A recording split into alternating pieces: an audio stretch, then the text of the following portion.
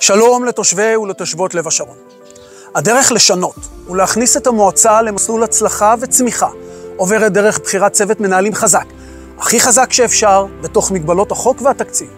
כך נימנע בין היתר מתביעות כמו תביעת אורייטק שעלתה למועצה 10 מיליון שקל, ותביעת ינוב שכנראה תעלה סכום דומה. סגן לראש המועצה צריך ראשית להיבחר במושב כנציג למליאה, ואז להיבחר במליאת המועצה כסגן.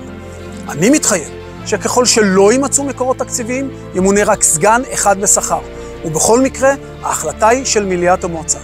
אם תימצא דרך ומבלי לקצץ בשירותים, אני אבקש ממליאת המועצה למנות 2 סגנים בשכר. כיהנתי כמנכ"ל, מנהל פרויקטים ודירקטור במגזר הפרטי כל חיי הבוגרים.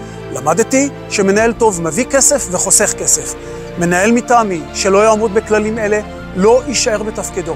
זו גם עמדת הצוות שלי.